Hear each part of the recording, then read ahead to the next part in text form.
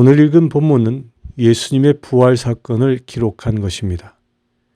오늘 마태복음을 통해 예수님의 부활 사건이 지금 이 시대에 어떤 의미가 있는지를 이 시간 살펴보려 합니다. 본문 1절에 안식일이 다하여 가고 안식 후 첫날이 되려는 미명에 막달라 마리아와 다른 마리아가 무덤을 보려고 왔더니라고 기록하고 있습니다. 예수님의 부활은 예수님이 사랑했던 여인들이 처음으로 목격했습니다. 그러나 예수님을 사랑하였던 이 여인들은 부활을 믿는 사람들은 아니었습니다.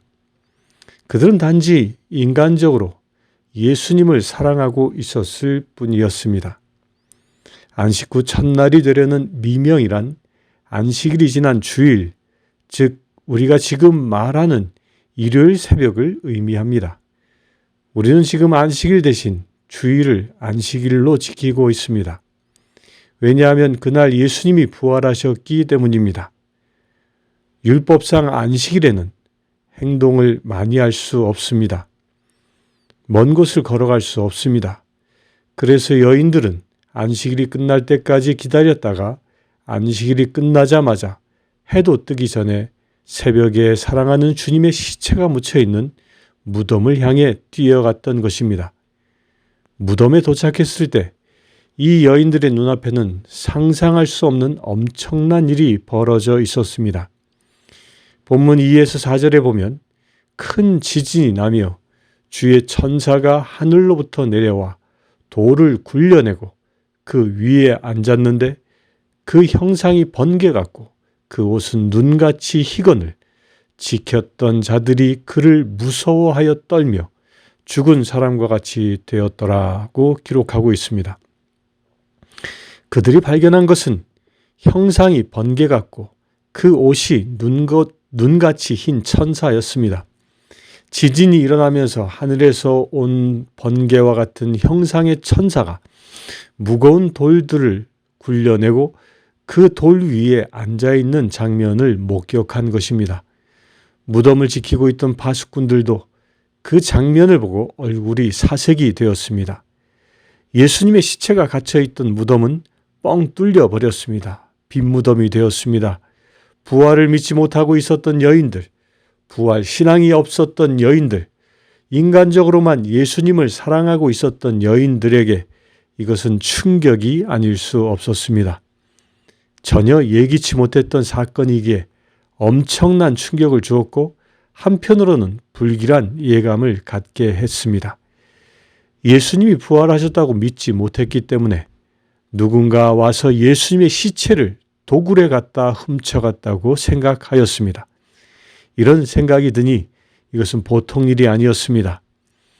5에서 6절에 천사가 여자들에게 말하여 이르되 너희는 무서워하지 말라. 십자가에 못 박히신 예수를 너희가 찾는 줄을 내가 아노라. 그가 여기 계시지 않고 그가 말씀하시던 대로 살아나셨느니라. 와서 그가 누우셨던 것을 보라고 말씀하십니다. 두려워하고 불안해하고 불길한 예감에 쌓여 있었던 이 여인들에게 천사는 세 가지 놀라운 메시지를 전하고 있습니다. 첫 번째 메시지는 무서워 말라, 두려워 말라입니다. 여인들은 예수님의 시체가 사라진 것에 무서워 떨고 있었습니다. 이 두려움에 잡혀있는 여인들에게 천사가 첫 번째 권면한 말씀입니다. 지금은 세상의 모든 사람도 무서움에 사로잡혀 있습니다. 혹시 나도 코로나에 전염되지는 않을까?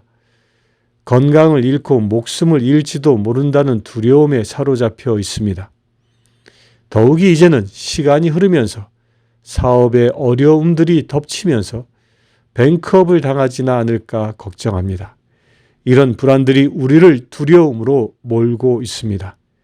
하지만 주님께서는 부활절 오늘 천사를 통해서 우리에게 하시는 첫 말씀은 무서워하지 마라입니다. 우리가 무서워하는 이유는 부활신앙이 없기 때문입니다. 부활신앙이 없는 사람은 죽음에 대한 공포에서 벗어날 수 없기 때문입니다. 그래서 부활신앙이 없는 사람은 미래가 불안하고 세상살이 모두가 불안합니다. 예수님은 과연 살아계실까? 지금 여기 계실까? 지금 나와 함께 계실까? 이것에 대한 확신이 없습니다. 여인들은 예수님의 시체를 찾았지 살아계신 예수님을 찾지 않았습니다. 불안의 원인이 여기에 있습니다. 교회에 나오면서도 신앙생활을 하면서도 부활하신 예수님을 만나지 못한 사람들은 교리에 파묻히고 전통에 파묻히고 형식에 파묻혀서 단지 종교적인 생활을 하고 있을 뿐입니다. 요한복음 14장 1절에 보면 예수님께서 사랑하시는 제자들에게 이렇게 말씀하십니다. 너희는 마음에 근심하지 마라. 하나님을 믿으니 또 나를 믿으라. 사랑하는 성도님들에게 불안이 없게 되기를 바랍니다. 염려가 없게 되기를 축원합니다. 사랑하는 성도 여러분, 우리가 근본적으로 죽음이 두렵지 않는 이유는 부활이 있기 때문입니다. 우리가 지금 불안한 세상, 위험천만한 세상, 내일 일도 예측할 수 없는 세상에 살면서도 분명한 확신과 믿음을 가지고 사는 이유는 예수님이 부활하셨기 때문입니다. 예수님의 시체를 누가 훔쳐갔다고 생각하면 불안합니다. 그러나 예수님의 시체가 없어진 것이 부활이라는 사실을 알았더라면 감격과 승리만이 있을 뿐입니다. 사랑하는 성도 여러분, 두려움을 떨쳐버리시길 축원합니다. 예수님은 죽음의 권세에서 승리하셨습니다. 예수님은 부활하셨습니다. 부활하신 예수님이 지금 우리 곁에서 우리를 지켜주시며 인도하고 계심을 믿으시길 축원합니다. 천사들의 두 번째 메시지는 또한 무엇입니까? 그가 여기 계시지 않고 그의 말씀하신 대로 살아나셨느니라. 와서 그의 누우셨던 것을 보라고 말씀하십니다. 할렐루야. 이 두 번째 메시지는 예수님의 시체가 없어진 것은 예수님이 실종되셨기 때문이 아니라 다시 살아나셨기 때문이라는 것입니다. 예수님께서 생전에 예언하신 것처럼 3일 후에 다시 부활하셨다는 것입니다. 마가복음 16장 6절에 보면 천사가 놀라지 마라. 너희가 십자가에 못 박히신 나자렛 예수를 찾는구나. 그가 살아나셨고 여기 계시지 아니하리라. 보라, 그를 두었던 곳이니라고 말합니다. 예수님의 시체를 두었던 곳에는 시체가 이미 사라져 버리고 말았습니다. 살아계신 하나님께서 예수님을 다시 일으키셨으므로 부활하신 것입니다. 살아나셨다는 말의 의미는 무엇입니까? 2000년 전에 아리마대 요셉이 예비한 새 무덤에서 예수님의 시체가 뉘어 있지 않고 살아나셨다는 것은 그때만 살아나셨다는 뜻이 아니라 2000년이 지난 지금에도 살아계시다는 뜻입니다.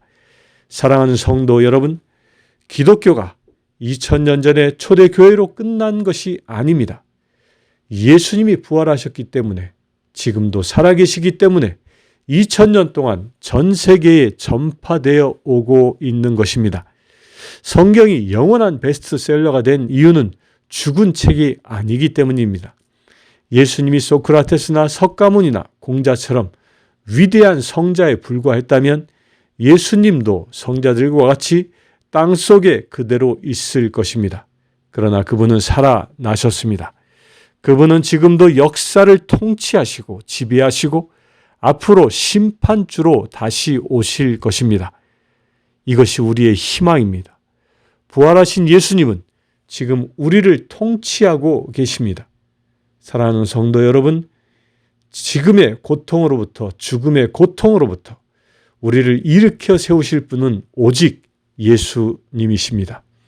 부활하여 우리에게 오신 예수님을 이 시간 다시 만나시기를 축원합니다. 부활하신 예수님을 만나야 합니다. 유감스럽게도 많은 사람들이 교회에 오고 있을 뿐이지 부활을 경험하지 못하고 있습니다. 교회에서 봉사를 하고 헌금을 하고 찬송도 부르지만 부활하신 주님을 만나보지 못한 사람들이 너무나 많다는 것입니다. 그들의 생애에는 변화가 없습니다. 옛날 세상적인 육의 생활을 그대로 간직하고 있을 뿐입니다. 사랑하는 성도 여러분, 껍데기를 찾지 마십시오. 신앙의 형식을 담대하게 벗어버리십시오. 부활하신 예수님, 바로 그분을 만나야 합니다. 요한복음 20장 15절에 예수님과 여인들 사이의 대화가 나옵니다. 예수님께서 여자여 어찌하여 울며 누구를 찾느냐 하시니 마리아는 그가 동산지기인 줄 알고 가로되 주여 당신이 옮겨갔거든 어디 두었는지 내게 이르소서 그리하면 내가 가져가리이다 라고 합니다. 여인들이 예수님을 사랑하는 마음은 정말로 말로 표현할 수 없었습니다. 그러나 그렇게 예수님을 사랑해도 부활의 예수님을 모르고 있습니다. 이것이 우리가 가지고 있는 맹목적인 신앙입니다. 그렇게 예수님을 사랑하며 교회에 나오고 봉사를 하는데도 예수님을 못 볼 수 있다는 것입니다. 여인들은 당신이 혹시 시체를 옮겼다면 가르쳐 주십시오. 내가 가져가겠습니다. 라고 하면서 애원합니다. 우리는 여인들의 모습을 통해서 성령의 눈을 뜨지 못한 신앙, 육신적인 신앙에 갇혀있는 모습을 보게 됩니다. 여인들이 그래도 못 알아보니까 예수님이 요한복음 20장 16절에서 마리아야 하며 그녀의 이름을 불러줍니다. 이때 여인들은 동산지기의 음성이 아니라 사랑하는 주님의 부드러운 음성, 바로 나의 이름을 부르는 예수님의 음성인 것을 깨닫습니다. 그리고 히브리 말로 라보니여 하고 반응했습니다. 드디어 눈에서 비늘이 떨어지고 옆에 계신 예수님을 보게 된 것입니다. 사랑하는 성도 여러분, 지금도 주님은 여러분의 이름을 부르고 계십니다. 마리아야 하고 불러주셨던 것처럼 영적으로 어두움 가운데 있는 우리를 향하여 우리의 이름을 불러주고 계십니다. 저는 여러분이 예수님을 보는 눈이 있게 되기를 바랍니다. 그분은 우리를 사랑하시고 용서하시고 위로하시고 축복해 주시는 분입니다. 그분은 멀리 계시지 않습니다. 지금 우리 곁에 계십니다. 여러분이 배신을 당할 때도 옆에 계셨고, 여러분이 고통 중에 있을 때도 옆에 계셨고, 여러분이 실패할 때도 옆에 계셨습니다. 그분이 부활하신 예수 그리스도이십니다. 이제 천사의 세 번째 메시지를 들어보겠습니다. 7절에 또 빨리 가서 그의 제자들에게 이르되 내가 죽은 자 가운데서 살아나고 나셨고 너희보다 먼저 갈릴리로 가시나니 거기서 너희가 배우리라 하라. 보라 내가 너희에게 일렀느니라 하거늘 라고 말씀하십니다. 이제까지 천사의 메시지는 두려워 말라. 예수님은 여기 계시지 않고 부활하셨다, 승리하셨다였습니다. 이 부활 사건을 경험한 사람들에게 주시는 세 번째 메시지는 가라는 것입니다. 더 이상 여기 무덤에 있지 말라는 것입니다. 우리는 무덤을 떠나야 합니다. 무덤에는 예수님이 계시지 않기 때문입니다. 그런데 부활에 대한 믿음이 없는 사람은 절대로 떠나지 못합니다. 가족이 걸리고 사업이 걸리고 인간관계가 걸려 못 떠납니다. 사랑하는 성도 여러분, 아브라함은 하나님의 음성을 듣고 갈대아 우르의 본토 친척 아비집을 떠났습니다. 아브라함에게는 부활신앙이 있었습니다. 히브리서에서 그것을 가르쳐주고 있습니다. 아브라함이 어떻게 이삭을 번제물로 바칠 수 있었겠습니까? 그에게는 확고한 부활신앙이 있었기 때문입니다. 그러나 부활신앙이 없는 사람은 절대로 떠나지 못합니다. 언제나 현실에서만 왕국을 만들려고 합니다. 희생하지 않습니다. 헌신하지 않습니다. 부활신앙이 있을 때만 진정한 헌신이 가능합니다. 사랑하는 성도 여러분, 왜 못 떠납니까? 왜 헌신이 안 됩니까? 왜 예수님이 믿어지지 않습니까?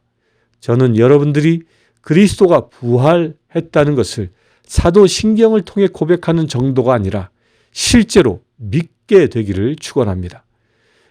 부활을 믿으면 받게 되는 메시지는 가서 전하라입니다.